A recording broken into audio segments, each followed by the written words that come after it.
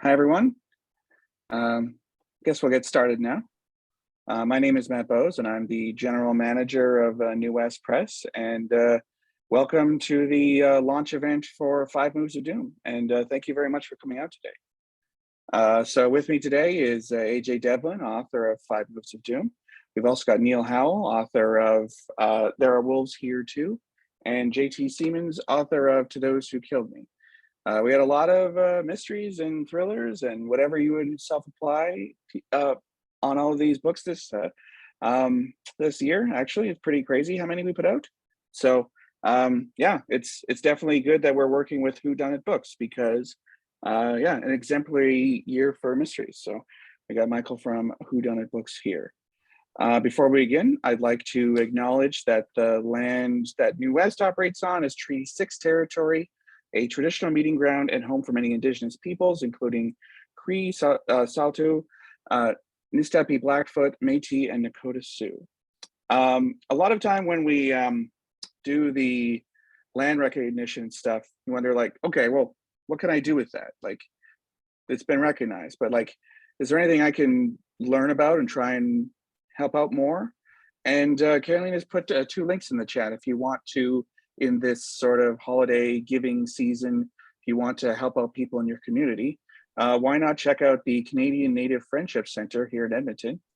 And there's also the Bent Arrow Traditional Healing Society in Winnipeg. So yeah, we got links to those in the chat if you're interested in learning more about reconciliation in your community. And yeah, there we go. But thanks for coming out again, folks. I'm really happy to be talking with these 3 authors and hearing some selections from their books. I've read all of them. I'm fairly fond of all of them. The New West criminal element, as I like to call them.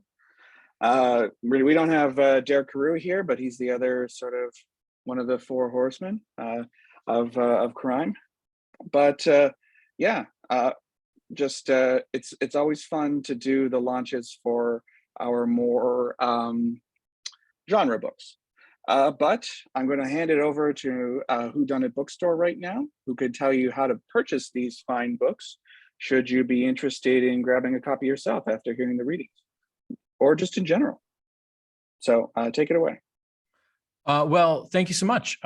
My name is Michael Bumstead. I am here not in my actual store, but from Whodunit Books on Lilac Street in Winnipeg. Winnipeg, we should say, is on Treaty 1 territory, the traditional lands of the Cree Anishinaabe, the Dakota Oyate, the Denisovan, and the Neotoic nations, as well as the homeland of the Métis Nation. And we acknowledge and appreciate everything that Matt has previously said. We, as all peoples who have come to this land, need to do a better job of acknowledging who we are and the privileges that we arrived at without having any say or control, as well as the fact that there were a lot of people who had no say or control over that.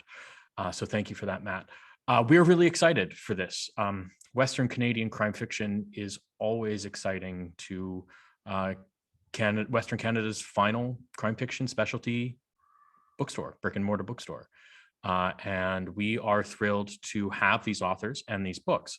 Unfortunately for us, the Globe and Mail scooped us on this a little bit, and we have gone from having copies that I could show you to not having any of these books because AJ has had a book that has been named to the top 100 books for the Globe this year in a note written by JT. And then just as a result of the fact that he was also listed on this event, people were buying all 3. And I ran out. There are more on their way, and you can go to whodunitbooks.ca to buy them. I should have let you all know that over the course of December, regardless of where you are in Canada, if you spend $50 on our website, your shipping is free, which may mean that actually you can compile all 3 of these together. If you want other stuff, you can go to whodunitbooks.ca and we'll drop that into the chat as well. I know that Matt was showing off some Gregory MacDonald's earlier. If you have a real hankering for some Fletch and so, or some Flynn or anything at all, we can do our best to help you. We would also encourage, if you don't want to use Whodunit, to buy these books at your own local independent bookseller. There are a growing number of independent booksellers all over this country and all over Western Canada, especially, and they deserve to, first of all, know about these books, but then also to be able to sell these books to you. Because the best way for Canadian authors and Canadian publishers to get into the hands of Canadians is to support local Canadian booksellers. And so with that, we'll drop some stuff in later. I'll give you some reminders. And I believe that that's all that I'm supposed to say. And so, Matt, I am really looking forward to hearing the four of you guys talk about this. So please go right ahead. Great.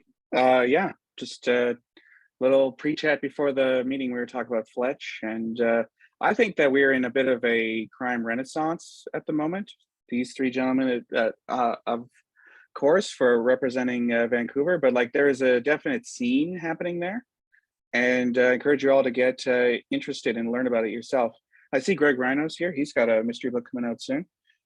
He's a former New West author as well. So once you're a New Wester, you're always a New Wester. It's like being with the Jets or the Sharks. I forget which one it is, but you're stuck with us, so that's good. But first off, the mark here, we're gonna listen to JT Siemens read from his book that I edited, and I think is pretty great. So JT grew up in Vernon, BC, and moved to Vancouver to pursue a career as a personal trainer.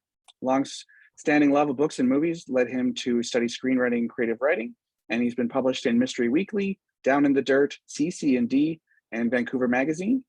And he will probably let us know a little bit about the circumstances that led up to the writing of his book. So JT, please take it away. Okay, I'm just doing a reading right now, correct? Yeah. Just read. Okay. You could set it up if you like. Okay. Whatever your patter is. For sure. JT Siemens, my novel To Those Who Killed Me, came out earlier this year. And it introduces the character of Sloan Donovan, who's bipolar ex-cop, currently working as a personal trainer at an upscale country club in West Vancouver, and battling her own personal demons, several of them. And she is coming back from a run one day, and she makes a discovery that's going to change the course of her life and sort of start out the story. And here is chapter 1. Thursday, October 10th, 2019. The brunette in the silver Audi convertible was dead. Even from 30 feet away, I knew from the stillness and angle of her slumped head down and to the right. I had seen that angle before.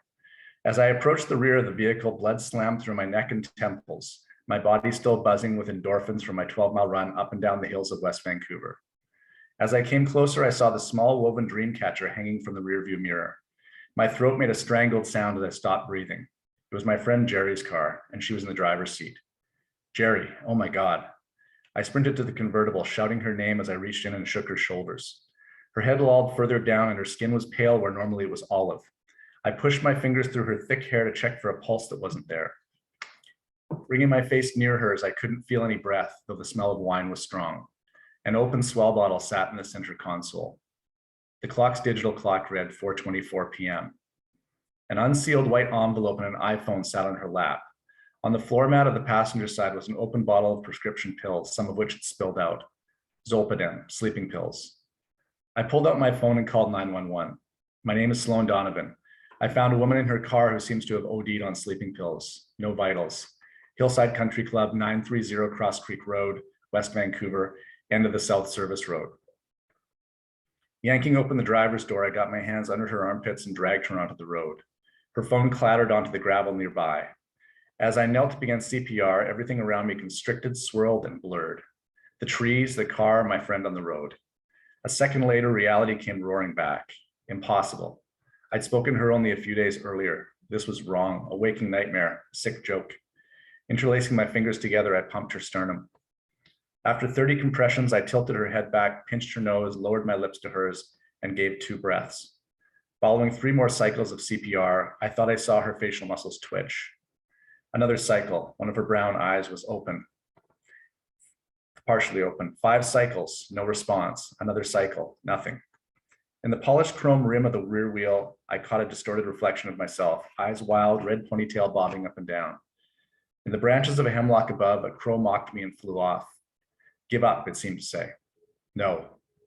A drop of sweat from my face splashed onto Jerry's blue lips, rolled down her cheek before getting lost in the twisted gully of her ear. After countless rounds of CPR, I got dizzy and had to stop and breathe and shake out my hands. Only then did I take in the tight red and black silk cocktail dress she wore, its pattern like angry Japanese characters. Her fingernails were painted the same red as her dress. Her wedding ring was off. So was one of her black leather pumps, probably still in the car. 20 feet in front of us sat a rusty blue shipping container. Beside it were several stacks of old tires and a pile of discarded lumber, country club junkyard. I continued CPR. Blink, my sister, Stephanie, her nails bit into the quick. Blink, little Charlie, blonde hair neatly parted, purple Barney dinosaur beside him. Blink, blue-faced baby Emma snuggled into Steph's cold bosom. Blink, Steph's head cocked down at that same final angle Jerry's had just been. The phone buzzed on the gravel nearby. As I pumped her chest, I glanced over. The display read, payphone, 604-615-6761. From habit, I quickly recited the numbers under my breath before going back to mouth, running the digits through my head a few times so they stuck. Sirens howled beyond the trees. I saw the envelope a few feet away. The sirens grew louder. I remembered finding Steph's note on the bedside table and reading the words that would haunt me forever. I'd made the mistake of showing the note to my mother, thinking she needed to know. She didn't. I grabbed the envelope and shoved it into the waistband of my tights, pulling my shirt over it just before the fire engine crested the rise. And that's the opening passage. And things don't get better for Sloan after that. A lot of other bad stuff happens. So I suggest you check that book out. And if you like the cover, all 3 of these covers by the same designer, Michel Verana. So he's doing some great work these days.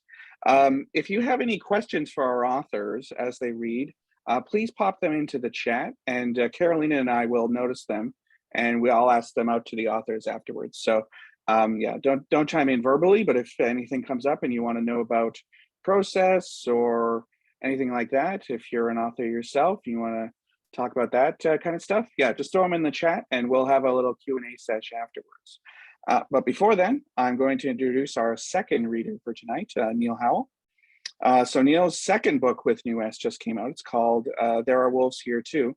And his first one was a pretty damn noir book as well, Only Pretty Damned. And yeah, we'll talk about some noir stuff down the line once we're in our question phase. But for now, Niall Howell lives in Calgary, Alberta with his wife, son, and pets. His debut noir novel, Only Pretty Damned, was shortlisted for the Kobo Emerging Writer Prize for literary fiction and is part of the Noon Attack First Fiction series. His second novel, There Are Wolves Here Too, was released fall 2022. And his short fiction has been featured in the Feathertail Review and Freefall. You can find him on Twitter at Niall Howell. So, ladies and gentlemen, invited to the stage, Niall Howell. All right, yeah, thank you for having me. I'm excited to get to do another event with AJ and JT, my 2 favorite acronym people. And I just have to address, I'm still at work, so I teach high school, and today was parent-teacher interview, so I don't actually live in a home where there's a giant bulletin board behind me with high school cliches. So just wanted to get that out of the way. Also, I don't know how long I'm supposed to be in this room. So if someone comes in and custodial staff tells me to move, that's probably why my video is cutting out. But so far, so good. No one's shown up and told me to leave yet. So yeah, this is my second novel here. There Are Wolves Here Too. And I feel like I'm still in my usual wheelhouse with this one. I think it's still very much a noir novel. It's very much a thriller, crime fiction novel, but this differs from Only Pretty Damned because more than anything else, this is a coming of age novel. So in the story, it takes place in 1997 in a fictional Alberta town, or city rather, called Haddington Springs. Haddington Springs is a lot like a town, though. It's one of those cities that's kind of just a city on paper, really feels a lot more like a town. So it's very closed off. It's very closed in.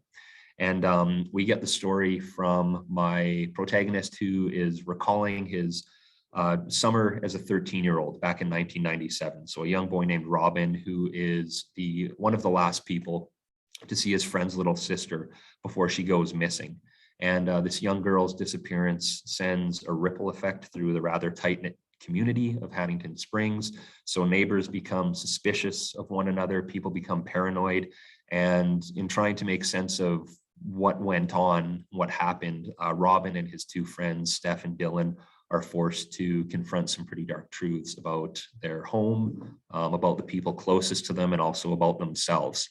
So I'm going to read you, the book opens with two very short prologues. So I'm going to begin with those. Start at the start. All right. The hardest things to lose are the ones you don't know you can. The things you don't think of as things because they seem to exist somewhere beyond everything else. They're ingrained in your world, which makes them different from all that other stuff you worry about losing. When I was a kid, I'd worry about misplacing my homework and having to redo it. Or I'd step over a storm drain and worry about my house key somehow leaping out of my pocket and diving between one of the voids in the grate, leaving me stranded in my backyard until my parents came home. I'd worry about someone breaking into my locker at the pool, reaching into the pocket of my balled up jeans and nabbing the 10 my grandma gave me for my birthday.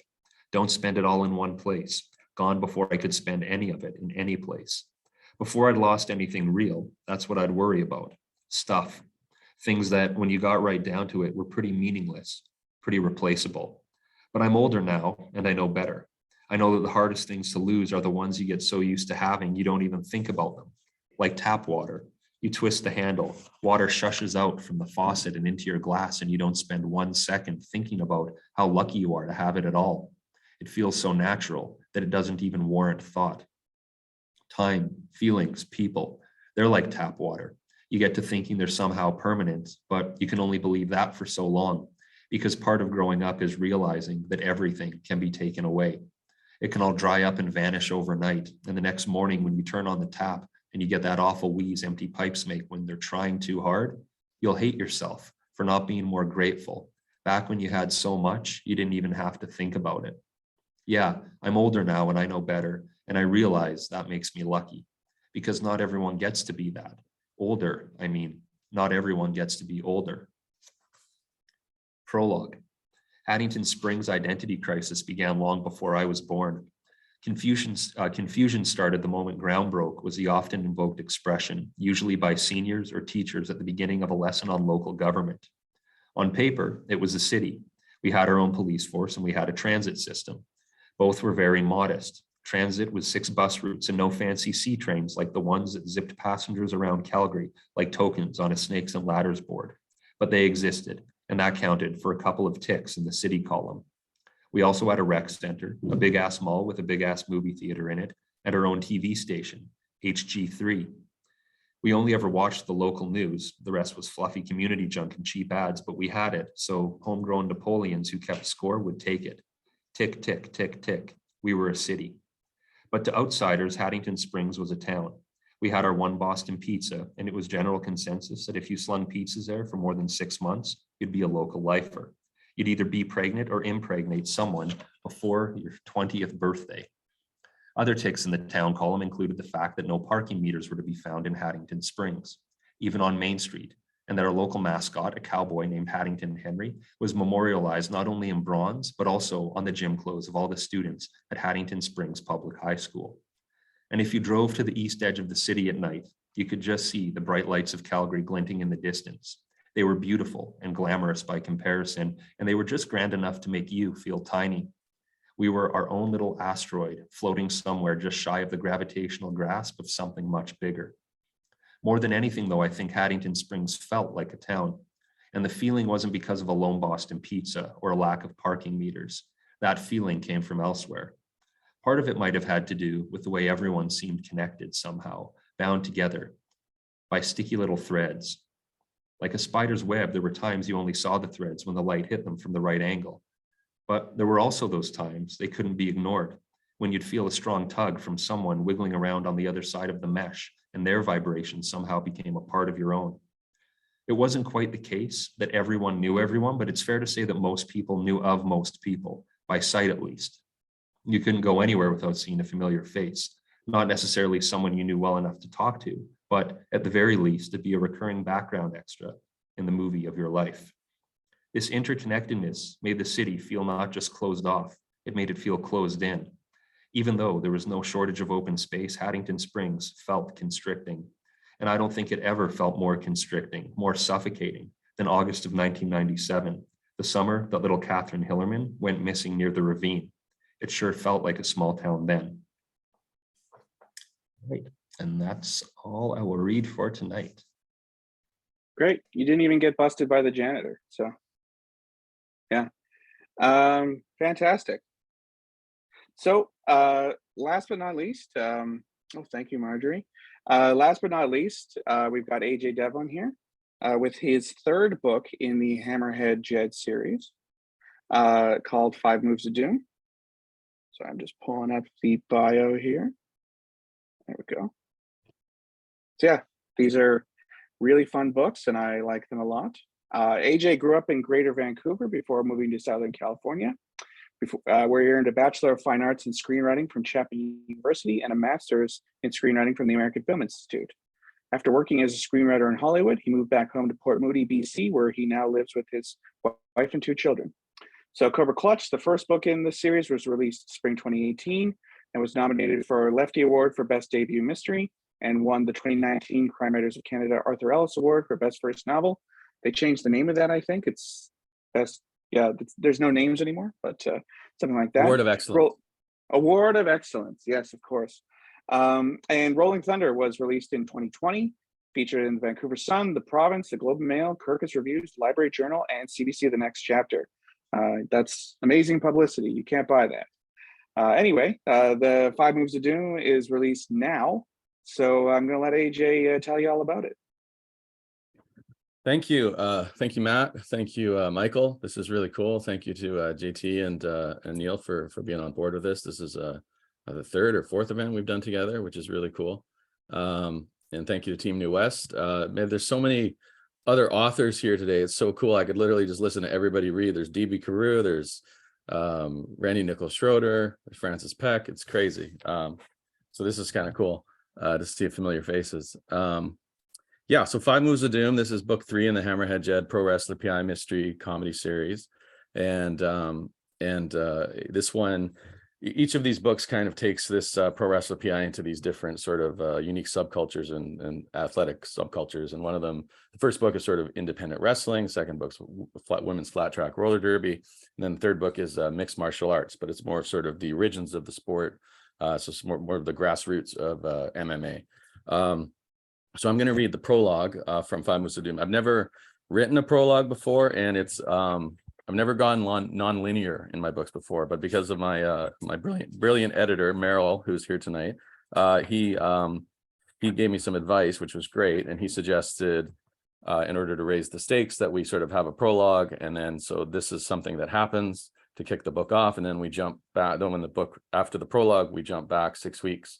And then the story begins to see what leads to the opening page. It's very short, but something big kind of happens to my pro wrestler PI Hammerhead Jed. So without any further ado, here's the prologue to 5 Moves of Doom. You have a couple of options when you answer the door wearing nothing but a skin-tight pair of Andre the Giant boxer briefs before being arrested for murder. 1, you accept what's happening and fully embrace your shame. 2, you man up and rock those undergarments with the same aplomb James Bond would while sipping vodka martinis, shaken, not stirred, at a no-limit baccarat table in the Casino de Monte Carlo. I attempted to pull off the ladder and tried to puff out my hairy chest, which was suddenly itchy as hell. I also quickly realized my torso was long overdue for a trim. Burt Reynolds on a bearskin rug ain't got nothing on you, big guy. And while I'm sure a bunch of tabloids will duke it out for the privilege of splashing this iconic pose all over the cover of a future issue, I'd hardly call that bulge the 8th wonder of the world. Vancouver Police Department Homicide Detective Constable Raya Shepard, flanked by 2 uniformed officers, tugged on the lapels of her tan pantsuit blazer before nodding toward my junk and rolling her eyes. Hello, Raya. You seem chipper. I grabbed a t-shirt and pair of track pants on the banister beside me and slipped them on faster than it takes a piece of weakened 2x4 Western red cedar to break in half over my forehead after winning a wrestling match. Detective Shepard, asked one of the uniformed officers beside the woman I'd long loved with feelings I'd never shared. Raya sighed audibly, looking downwards. Cuff him. One of the cops strutted forward, yanked my wrists behind my back, and handcuffed me while his partner pulled a laminated card from a pouch on his police duty belt and proceeded to read aloud my rights. John Edward Ounstead, aka Hammerhead Jed Ounstead, you are hereby under arrest for the murder of... I couldn't take it anymore. What the hell, Raya? Don't make this any harder than it has to be, she said, hanging her head. I clenched my jaw as Officer Tweedledum snapped on the metal restraints. This isn't a heel turn, detective. You know me. I'm not a murderer. Raya crossed her arms and finally looked me in the eye. I hope you're right, Jed. Hope? What happened to trust? She turned her back to me. Take him away, she said softly to the officers. And that is how we kick things off with book 3, 5 Moves of Doom. Thank you. Short and sweet. Mhm. Yes. And like I said before, if you have questions for any of our authors, please pop those in the chat and I'll get to them right away. I do have a question for Neil real quick there that I noticed while looking at your backdrop there. So I think I see what, Batman, Raymond Chandler, Yeah. possibly a scene from Psycho, the driving scene. Yeah, I teach that as a film study in one of my AP English classes. So yeah, there's Marion Oh, Crane. wow. Yeah, I've got They Live, visual from They Live right there. Nice. It's just the hodgepodge bulletin board. So yeah, I know a lot of distracting crap here. Well, sure. I guess my question is, since you're you're an author who works with the past a lot, but your current book is about teenagers, basically teenagers in the past. But do like modern day kids know any of this stuff on the wall? They're going to know Batman, but like none of them are going to clock Raymond Chandler, are they? No, I think people probably think that's my grandpa or something like that up there. Yeah, a lot of it is kind of just for me. I try to keep, like, if I go see a play that's something I would teach in school, I'll like tack the program up there. But some of it becomes familiar, or maybe some of it, like I've got the Tom Waits stuff up there. I don't know. I just think I just put up stuff that looks cool. So I often get questions about it. I also notice that it becomes distracting sometimes when a student's like writing an essay and they're asking me a question, their eyes just drift behind me. But they do love their Batman. They love their Batman. So that one always gets some conversation going. Yeah. Yeah, he's a fairly popular character, I've heard. So Yeah. that's kind of cool. I feel like DC's onto something with him. And if they just push a little bit harder, he might crack into the mainstream one of these days. Yeah, he's ready for a breakthrough. Yeah. But my real question for you, because JT and AJ and DB, who is down there and is not reading today, but Derek Carew, author of The Weight of Blood and The Killer Trail, all three of the other, I like the name Four Horsemen, I'm going to keep using that. The other three members all write series with the same main character. And I'm wondering, could you see yourself ever doing that? Because your two books are very standalone. One takes place in the 40s and 50s in a traveling circus, and this new one takes place in the 90s in a bedroom community of Calgary. But do you ever have the urge to make a series character? I know Greg Rhino, he's writing a series. So it's like kind of a it's kind of a thing in mystery to, if you get the long running series, you know, that's one of the ways to do it. But have you ever thought about it? Yeah, I have. And AJ and I have actually spoken about this a number of times, where I'm really just in awe of the fact that they can come up with these characters where they have these great ideas for longevity with them, and they're able to see this sort of long-term growth of the characters. I've just always been attracted to standalone stories. I don't know why that is. I read plenty of series, but I just don't know if right now they're for me. I will say I've kind of toyed with the idea of connecting certain elements, certain characters, maybe periphery characters from my two books in sort of a like David Laffamy kind of way. For those of you that are familiar, hours of parent teacher interviews with the crime comic series Stray Bullets. So that's something that appeals.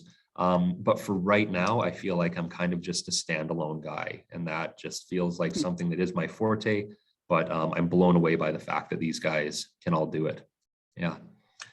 Cool. And I guess I'll spin that around to JT and AJ, whichever one wants to take this first. Could you see writing not a series book and having nothing having to do with Sloan Donovan or Hammerhead Jed? Could you do that? Or have you ever thought about it? Or, you know, is that not part of your process? Yeah, just go with that. I'll take that one first. For right now, I'm just so immersed in the Sloan Donovan series. I'm into the third draft of the third novel right now, and my mind's already working on future novels. I know I've got at least 5 or 6. Whether or not I do a standalone in between, remains to be seen. But for right now, those characters are just so much in the forefront of my consciousness, and their storylines and their voices and everything else that it would take a major shifting of gears right now to write another novel about different characters, different story. I would start out with a short story first and see how that sort of pans out, and then that's usually my MO when it comes to writing a novel. I write a short story first to see how much interest I have, and then go from there. And AJ, ever thought of doing something that isn't Hammerhead? Yeah, I mean, well, I always lean towards series. Those are what I enjoyed the most. So it made sense for me to try and emulate that. I love standalones. I think there's a fearlessness with standalones that I just admire. What Neil's accomplished, particularly with his books, particularly Only Pretty Damned. Man, that thing. The end. I don't want to spoil anything. It's such a fantastic book. It's got such a fantastic ending that could only work in a standalone. I think. Where there's just certain things with the series, you're sort of setting up a sandbox that so you can come back to, like episodic television. You come back each week, and there's a different story or whatever. I have thought about standalones. I haven't quite cracked the nut on that, but my ideas tend to be now more that I've sort of, with each book in the Hammerhead series, it's sort of grown in terms of the repertoire of characters. I'm leaning less toward a standalone, more taking sort of a smaller character and spinning them off, more like a Better Call Saul thing, so that where there'd be connected tissue, but so it could kind of be standalone-esque, but there would be that connective tissue to the main series, but its own thing. But yeah, I don't know. It blows me away the way some authors are able just to sit and just write a one and done, and it's also enticing, I think, and kind of liberating. In a way, especially when you've been doing the series thing for so long, like JT's, doing that. It's the only thing I've ever really done. And so I don't know, maybe one day, but right now I'm pretty focused on the Hammerhead stuff. Would you change the style if you did a spin-off? Would it be like really, really dark and depressing, possibly? Because the Hammerhead books are not. So Yeah, I'd be curious to see how that would work. I thought about that. I thought about that a little bit. I love 80s cop thrillers and 70s like cop cinema, so I love like Dirty Harry or like McBain books or whatever, and so I was always wondered like, oh, could I ever do that? But so I flirted with the idea of taking Hammerhead Jed's dad, who's a retired Vancouver police officer, and doing like a prequel story about him on his younger days on the force. And he's not as jovial as maybe Hammerhead is, so I think it would be less on the humor and a little grittier. But I don't know. I tend, the more I write comedy, the more I'm sort of enjoying it, the more I enjoy. So now I'm thinking I'm tending to lean more toward a comic caper, if anything. That would be something a little different as opposed to something gritty. But there's always ideas aren't the problem. There's always things kicking around in your head that you wonder, and what if. But that's part of the fun, I think. Cool. I see Mandy says a prequel about Devlin would be gold, and I agree. I keep telling you should write a book called Irish Whip, because that's that's the move that would make sense. But yeah, seeing him in the IRA days would be interesting. Yes, that I would love to do for sure. Yeah, I got a question here from Randy Schroeder asking, what do you 3, 4 if we include Matt? Thank you, Randy, for including you. That's wonderful. What do you think of the old cliche that noir and other bleak forms of crime fiction thrive during times of economic decline and cultural instability? I guess if I'll go first on that, like the classic noir movies were coming out during the Second World War and kind of tapered off as like the Eisenhower administration comes in and sort of that great American consensus. So I guess it does make sense where you have these big sociological shifts, especially with regards to like women entering the workforce. That's how the femme fatale kind of comes out when men come back from the war and they feel threatened that their jobs are done by a woman, that kind of thing. So it does make sense. But what I would pitch back to you, Randy, is has there been a time of cultural stability recently that we could look at? Because I feel like ever since maybe that brief time in the 50s and maybe the 90s, it seems like things were crazy all the time. So, and noir persisted. So yeah, that's my take. But Jeremy, what do you think?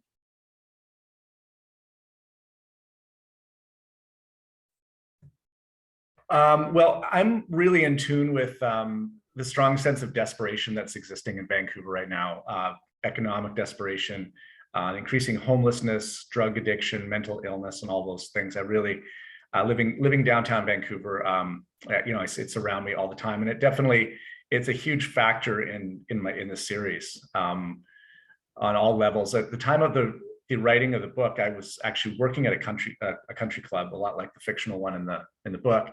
And so I was working in this very affluent area, and then I would go do research in the downtown east side. So it was a juxtaposition of the wealthiest postal code in the country with the poorest, and it was just shocking. And that level of desperation just really affected me on a deep level, and really inspired some of the stronger scenes in the novel. And I couldn't have written it without that hands-on research and being there at that time.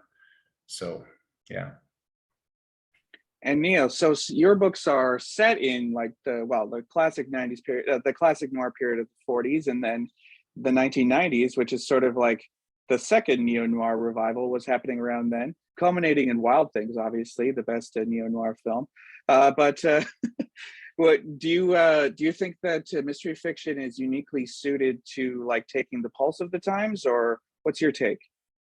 I think with noir in particular, it might be easier for a larger group of people to tap into that during these sort of widespread times of socioeconomic disparity, or if we're looking at these larger global conflicts like World War II and the way that really shook up societies everywhere. But I think one of the testaments to the longevity of the genre is just the fact that, to kind of piggyback on a point that JT made, is just that it really deals with human emotions that aren't really unique to any particular point in time.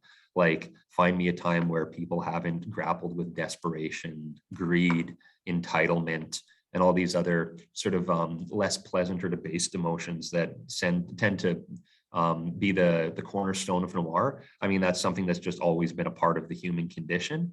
That, and the fact that so much of the genre seems to thrive in what we consider to be the underworld, right? Wherever you are, whatever that refers to, there's always some sort of like underworld or some sort of element that's pushing against whatever the social norms are, right? Like, regardless of the type of society you're in, there is always kind of a group that goes against the grain, right? So I feel like it's just really kind of woven into the fabric of human society. Yeah, I just finished reading William Gibson's All Tomorrow's Parties, so the third of his Bridge trilogy. So this is 1999-2000. He actually mentions Bohemias, which is where sort of outcast people move to in this dark present, I guess. That's when it kind of switched from being future cyberpunk to modern day cyberpunk, and how corporations had to sort of recreate these places because that's where art comes from, as people push to those edges. So interesting. And AJ, yours are definitely the happiest of our published books. So do you think that that the comedy is fighting back against the darkness? Yeah, I mean, I'm not going to speak. I don't think I can speak as eloquently as those two gentlemen just did about such a good question. Economic decline and cultural instability. That's a little bit outside my wheelhouse. Read those guys' books to see that done really well and explored. But for me, I kind of like what I've sort of like in my series too recently was like just escapist entertainment, just pure escapist entertainment, but hopefully with enough heart that keeps you invested in the characters. So something that I think is actually pretty kind of adjacent would be something like Ted Lasso, which I feel like that's a show that came along during pandemic lockdown, and it was so positive, and it was just such spiritually refreshing, and it was like we all needed it, and it just kind of took your mind off things, and it was entertaining, and it still had stakes and emotional investments and stuff, but there was just something sort of fun and refreshing about it. And that's kind of what I'm going for with my series. I kind of want these books to be just fun, escapist entertainment, switch your brain off, have some funs, but then maybe if you feel some things along the way and hopefully care enough about the characters that you want to come back and spend more time with them, then that's sort of something I've tried to sort of maybe narrow my focus on as the series has progressed. Makes sense. And yeah, kind of a reaction to instability and decline is to, escapism. Makes sense. Mhm. Greg is wondering, oh, sorry, go ahead. Sorry, Matt, if I may, in terms of Randy's answer, we should also point out that, I mean, the bit in between the 50s and the 90s that you're talking about is the rise of the police procedural and the rise in crime fiction, especially of the sort of like, we are going to reflect the truth of what is going on within the sort of beat cop in society. You have, Wamba and McBain, and the sort of rise of characters like even private investigators like Stone Barrington, or those kinds of things. And those characters aren't really noir at all. They are in fact part of the institution, and the investigation, I think, of some of the things that Randy is talking about with social upheaval or sort of despair economically, which certainly existed in the 70s. Crime fiction comes at it at a different angle in the period after the war, to really, I guess, I mean, I don't know about Wild Things, Matt, but like, it's a fantastic movie. Right. Well, I'll let you get back to it. Well, on that note, Greg is wondering, is there going to be a fourth Hammerhead book? So that is a question right for AJ.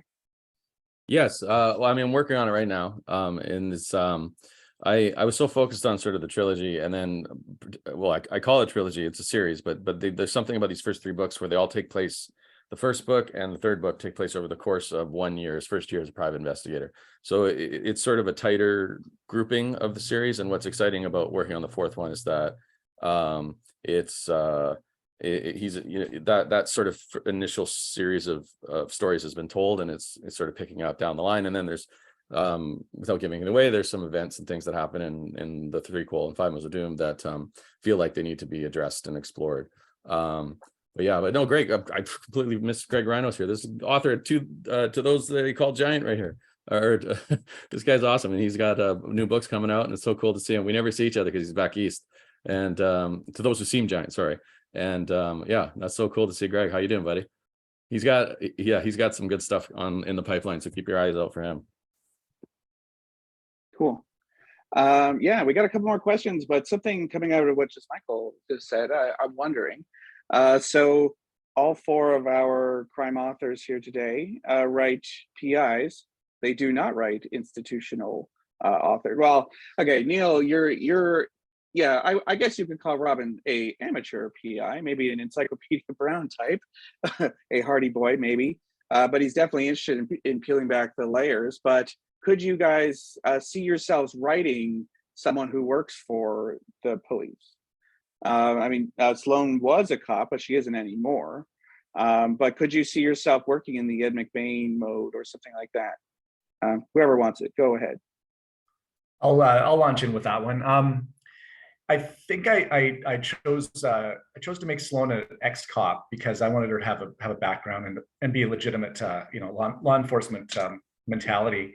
But I didn't feel like I knew enough about the inner workings of the police to do an accurate job of that. And plus, she's a person that really plays outside the rules, anyways.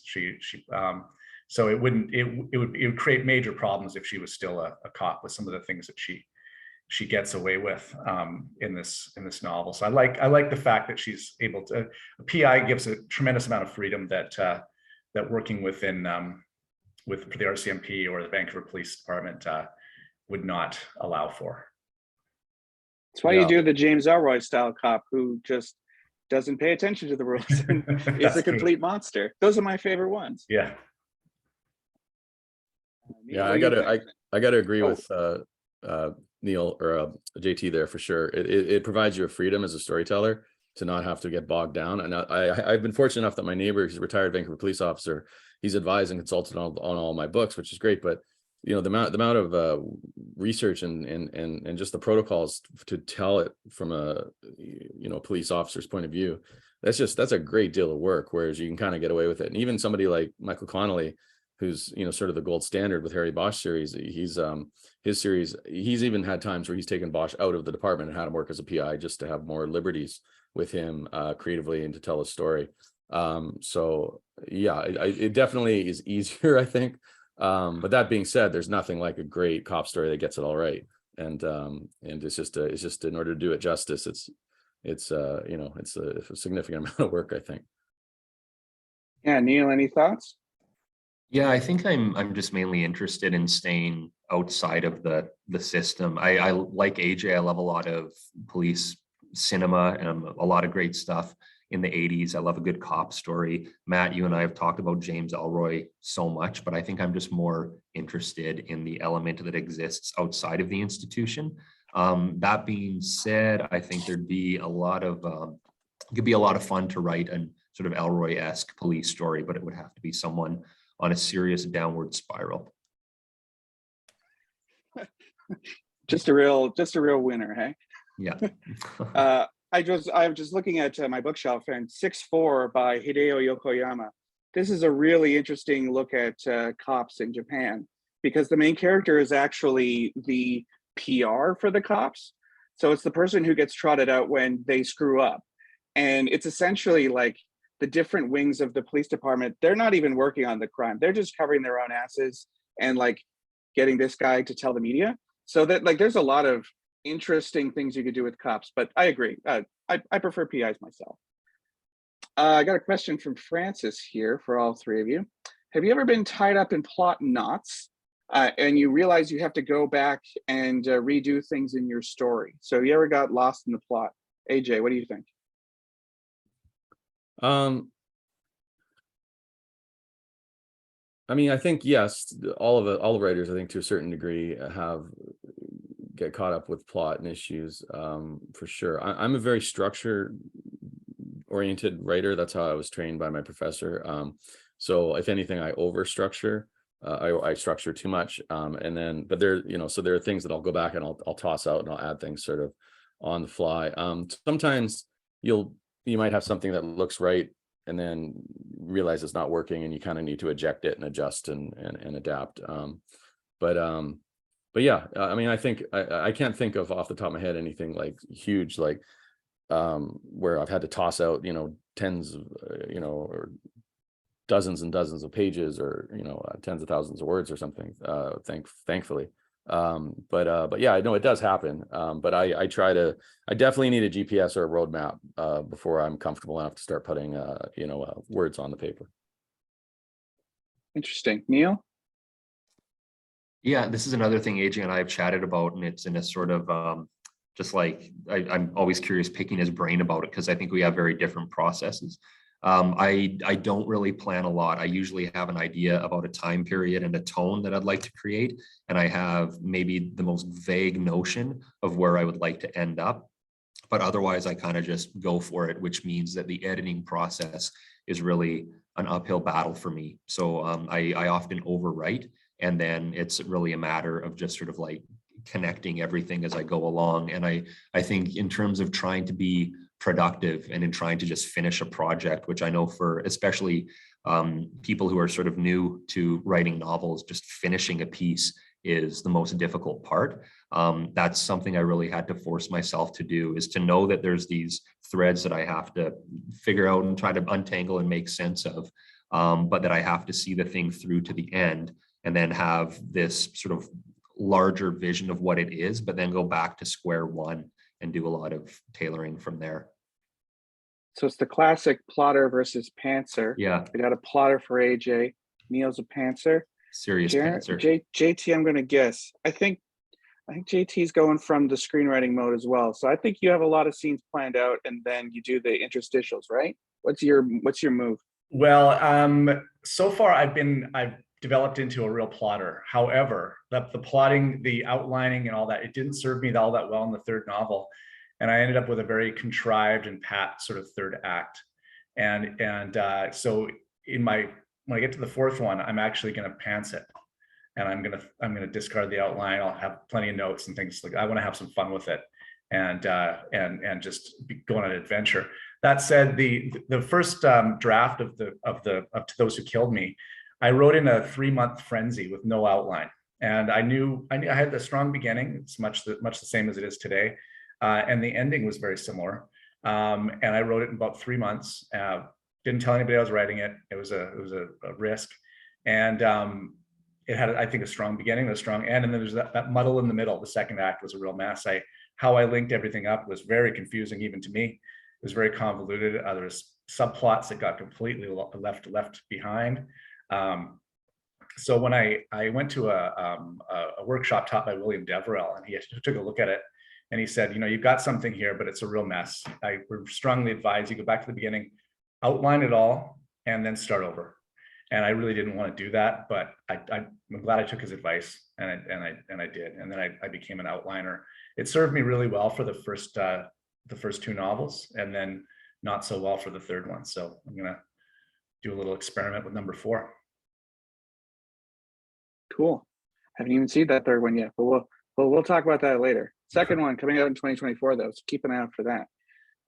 Quickly, we have a question from Scott, who is wondering if you could describe your publishing journey, but how are we doing on time, Michael and Carolina? We're here so the wheels come off, so it's really up to Carolina. She's in charge. Yeah, we could go a little longer. What do you think, Carolina? We're good? Okay. Well, let's keep going then. As long as our audience wants to hear about how to get published, that's what everyone's here for. No, it's not, but it's something that everyone wants to learn about, because it can be a very arcane process. And I was present for all of yours, so that's interesting too. I won't say what was going on our end though. But Neil, why don't you tell the audience a little bit about how you got to where you are now?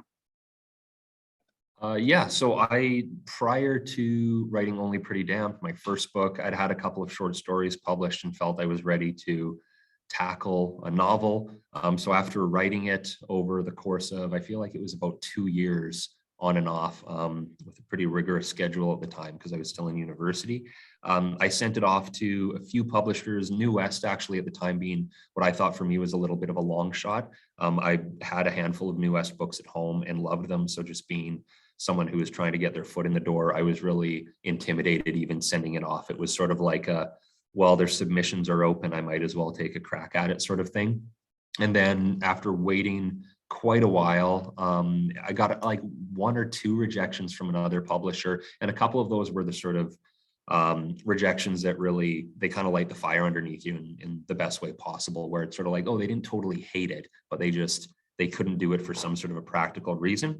So I'd been waiting for, I feel like it was probably a year before I got the call from you, Matt, but at the time, I don't know if everyone remembers this must have been 2016, 2017, when I got the call. There was a lot of those phone calls you would get from like unknown name, unknown number. What would be like, you want to cruise to Alaska? So I got used to getting those every day, and Matt was calling me, and I would just like laugh when I looked at my phone being like, oh, I want another one. So I just wasn't answering my phone.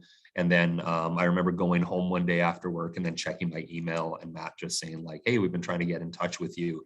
And then I exploded and just had a nuclear meltdown on the spot, and did 800 laps around the house, kind of like the SCTV Martin Short, the fella who couldn't wait for Christmas. That was me for about 10 minutes, expended all the energy from my system, and then composed a very sort of calm and yeah, we can talk kind of email.